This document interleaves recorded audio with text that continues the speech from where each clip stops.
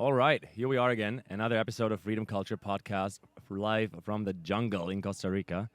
We're here at Envision Festival 2019, and with me is the beautiful Ashae Sundara, who is a sexual empowerment coach and teacher. And I am super excited and honored to drop in with you. Thank you. I'm so excited to be here and to play and to share, and I love to see what comes up on podcasts. So Absolutely. So first of all, I want to hear from you. How do you love the jungle? Like, how does the jungle feed you? Well, I've been living in Boulder, Colorado, so right now being in the jungle is it's so nice to not have to wear lots of clothing. My body feels so free when it's just in the sun and able to not have 10 zillion layers on, so that feels really, really, really good just in an environment perspective. Totally. No, I totally relate. These breathy clothes and being at the ocean is something that makes humanity quite a lot more joyful. I think Costa Rica does a really incredible job to set the stage for a permaculture revolution on a global scale. And we're gathering under the shared flag of freedom culture, right? So I want to really hear your version of freedom culture. What does freedom culture mean or feel like to you? To me, freedom culture means a community of people who understand what freedom means for them on an individual level, and then the ability to alchemize that in a group of people. So one of the things that we've really learned through this process is that we all have different ideas of what freedom means for us. And what's been apparent to me is it is a self journey to learn what freedom is for us on an individual level, and then to learn how to use that freedom in a skillful way with each other can create a culture of freedom that's really beautiful. Because freedom is just so different for each and every one of us depending on our journey and how we got to where we are today. Beautifully said. Yeah, I really resonate with that. I want to ask you a few rapid fire questions before we drop into the goods and go right into the hot topic of sex and how sex education and also the evolution of that as we're a living species is so important in this world right now. Yeah. So let me start with this. You can say yes, no, or either or. I have 4 or 5 rapid fire questions. What do you prefer, planting trees or flying to Mars? Planting trees.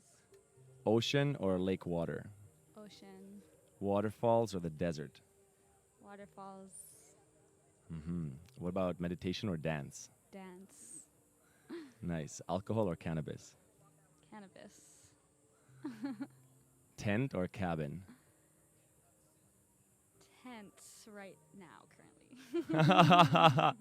Nice. Beautiful. And what about jungle or desert? Jungle. All right, Ashae, take it away. I want to just really, I'm a man, I'm 31. Sex is such a big topic in the world.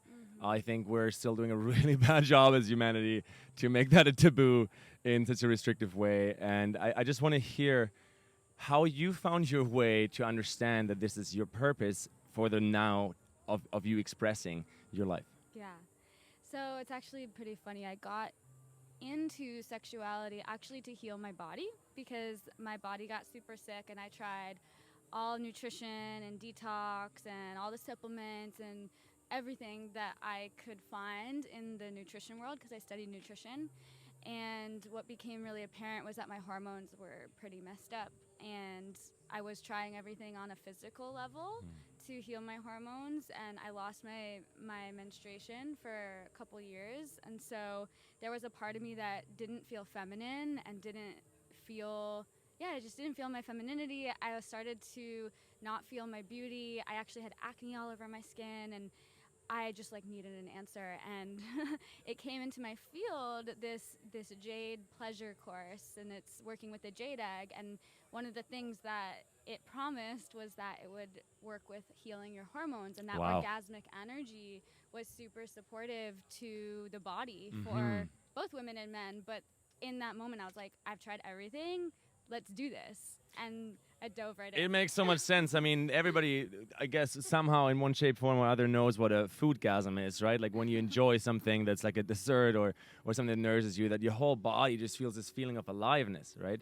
And aliveness travels in so many ways through our bodies, and sex definitely is one of them. Yeah. Very cool. So your hormones started regulating because you were finding a new relationship with pleasure and your own vehicle, your own avatar. Yeah, absolutely. And, you know, one of the things that our culture kind of idolizes is this fast sexual experience, like 5 minutes or 10 minutes, or just like do it and you're done. And what I learned was that more healing happens the longer you can go. So, like, the longer you can move orgasmic energy without a release and you just elongate it, it's actually better for your body. So I started working with that, and it amazed me because I didn't have a big relationship with self-pleasure, and I actually lost my libido because my hormones were all over the place too. So when I started working with my sexual energy and elongating it through this course that I was doing, I started feeling things in my body that I just started feeling so much ecstasy and so much pleasure, and it reminded me about what life is about, because I had so many like digestive issues, and I was going through such a strong reaction in my body that to actually feel pleasure circulating through my body and to feel that it was actually healing me took me to a whole nother relationship with pleasure than I had before. The beautiful thing about sexuality, in my opinion, is because we're all sexual creatures birthing through the act of sex, and literally this is how our species obviously like duplicates. English as a second language totally brings in a funny note on that, but I find it interesting because it relates to every other area of our life, right? Pleasure, if it's not authentic, kills the planet. If we're just going for a culture that, like, a lot of people probably use the wording of like idolizes the ego, but basically isn't aware of the inner healing mechanisms that we come equipped with. When I hear you speak, I actually think of Wim Hof, who just scientifically showed the world through his breath experiments and ice, and he's known as the Iceman, how altered states or expanded states of consciousness are accessible through our inner hormone balance and our inner regulative power. Yeah, absolutely. And working with breath work in a sexual experience, either alone or with a partner, is also super healing and incredibly activating too. And there's many things that you can do with the breath. And one of the things that I was thinking about at the beginning when you said the taboo of sexuality is that it's so fascinating to me. Like, about 2 months ago, I posted a photo on Instagram, and it wasn't fully nude, but I was like covering myself, right? And Instagram took my profile down, and I lost my Instagram for about a week, and I had people petition to bring it back, and eventually I got it back. But it's so fascinating to me because, you know, like there's a lot of women showing up to support others in this empowerment around our sexuality right now, and there's also this equal force that's trying to take it away, because of how powerful it really is, and because I truly believe that when we step into our sexual empowerment, we step into our power fully in all the areas of our lives, because sexual empowerment includes boundaries, it includes energetic alignment, it includes knowing what is a yes and what is a no, it includes relating with another in an authentic and present way. There's so many components to a deep sexual experience that actually teaches us how to show up in our businesses, in our relationships, like in everything, because we're really having like dominion actually and sovereignty around our sexuality. We're taking our pleasure in our own hands, and we're stepping up to the plate to like protect it and also empower it and liberate it. And so it's, for me, like working with my own sexual experience in life is literally the path that created my business. I wouldn't have a business if I didn't step into that path, because I was so afraid and I didn't know how to open my voice. Our sexual energy is so interrelated with our throat chakra, and when sexual energy is blocked, then our creativity and our expression is blocked in a lot of ways as well. So when I coach clients who have businesses, I'm like, self pleasure is your business. It's deeply a part of it because it unlocks so many missing pieces, especially for women stepping into power and confidence for themselves. Yeah, preach, sister. This is so right on. I mean, wow. So I host a podcast called Green Planet, Blue Planet, and the quest I'm on is asking people about the holistic visions for planet Earth, which makes planet Earth a planet worth living on for every human being on this planet. And from the angle of sexuality, I want to hear from you, how could a humanity look like as we're cultivating skillfully a freedom and a culture of freedom and expression and mutuality, right? If you go down the road 100, 200 years, how would you envision it to feel like? I envision people, there's so many pieces. I envision people really knowing themselves, really knowing what they need so much.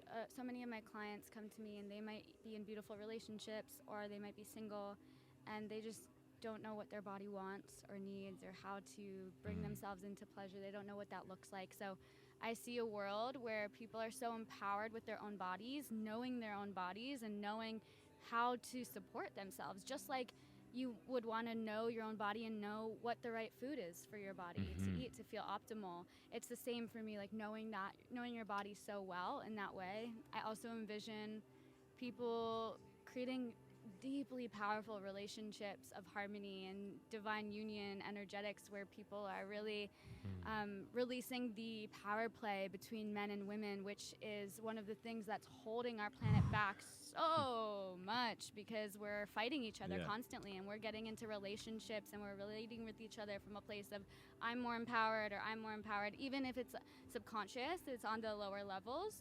We in relating, we are having these dynamics. So I see a world where from the place of inner awareness and inner knowing and stepping into more and more ecstasy for the body, which is the soul. The soul is housed in the body, and so we can't forget the body. We need to take care of the vessel. So I see that deep knowing and then more union and more harmony with masculine and feminine. Yet again, that super resonates with me. This like deep harmony that comes from super skillfully cultivating our energy and therefore our sexual energy and the way we share it and the way we step into mutuality, both as sexual creatures, but also as friends, as partners, as kids, as parents, as brothers and sisters, and also entrepreneurs and co-founders, right? Yeah. When we develop skills and continue to evolve our skill suit or skill set, we're literally becoming Renaissance human beings. And when we're stepping into this collective, like homo luminous field, something really synergetic, magical happens. Which is probably just really experiencing unity as a tribe of 8 billion humans as well in a feeling nature.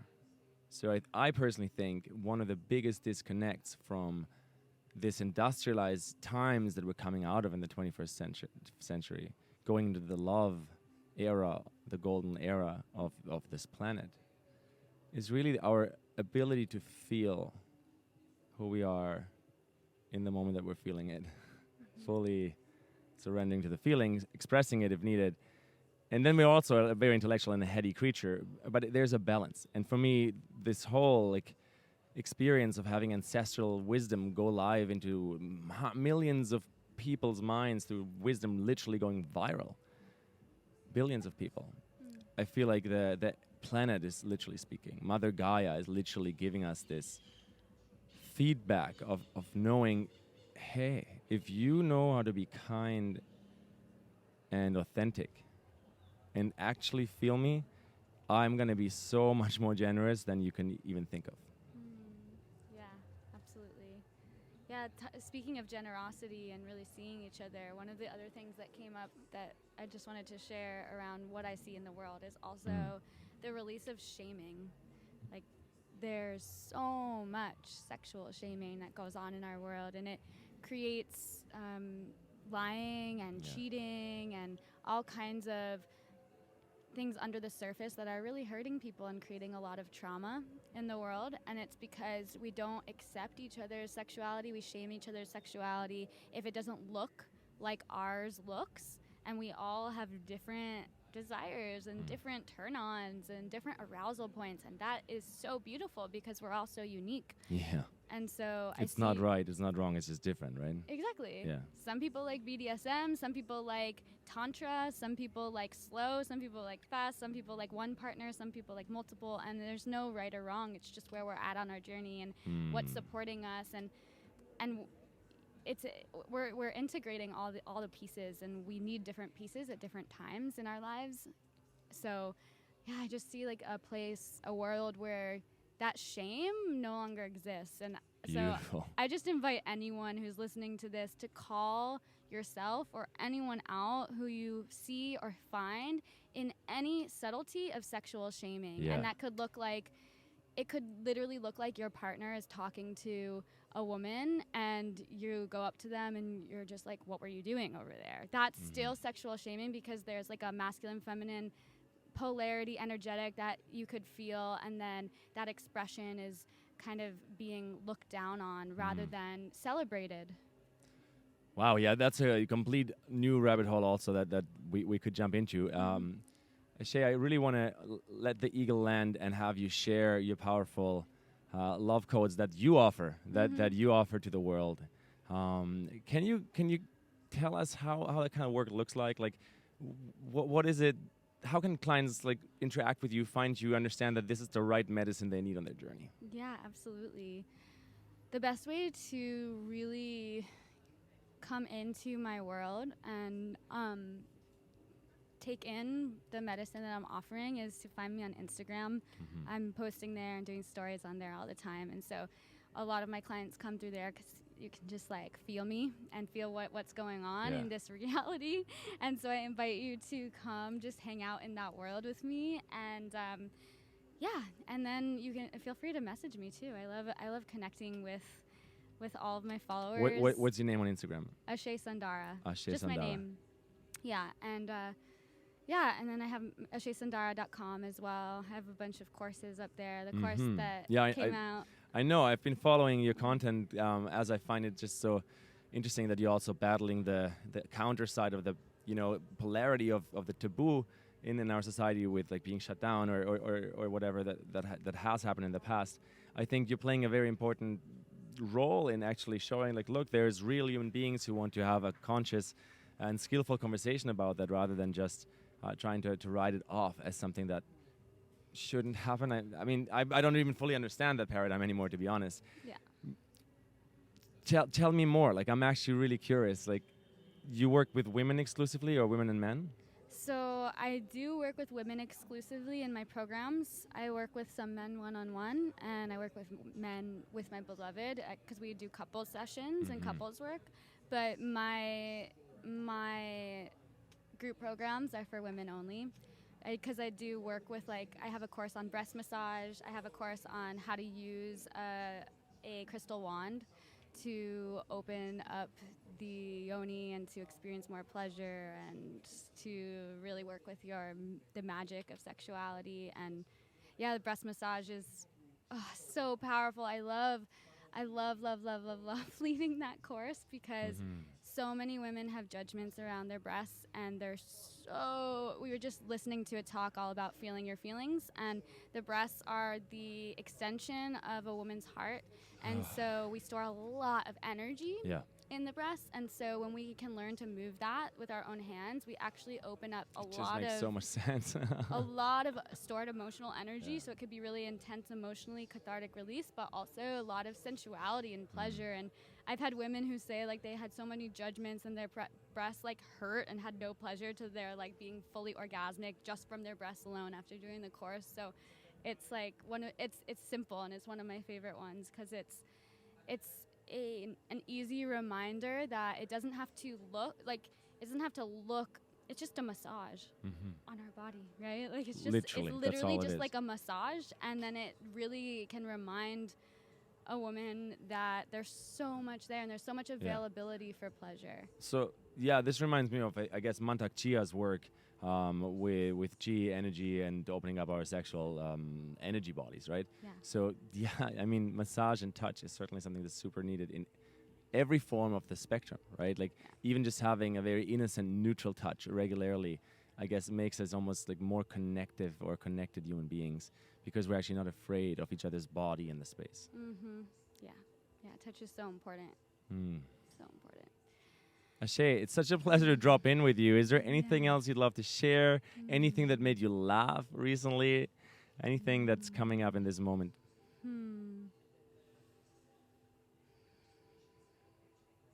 I guess what's coming up in this moment is to drop into your heart, to drop into your heart message. And one of the things that I remind my clients and just people that I come into contact with is like, come back to what you know in your heart is true for your desire field, for what you want in your life, for your body, for how you want to be treated, because it's all real. And so sometimes, you know, people will say that you need to release your fairy tale story of relationship, and it's true that we've been taught lies around the fairy tales of like Cinderella and all of these fairy tales of Disney. It is a lie, but the feeling sense that we get in our heart of how we want to feel sexually and how we want to be treated by a partner, that's actually real. How it gets there is where we gotta be open to like, okay, there might be some stuff that gets to be worked out or processed or released in that path. So the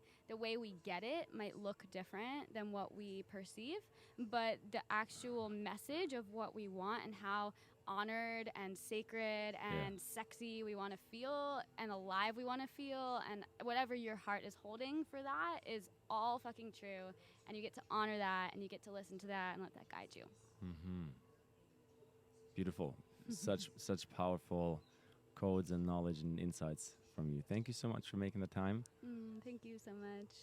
Go out there, enjoy the jungle. Yes. The ocean is the best at Envision Festival. I can't even describe. It's so warm. Yeah. Yeah. Wonderful. Thank you, Ashae. Thank you so much.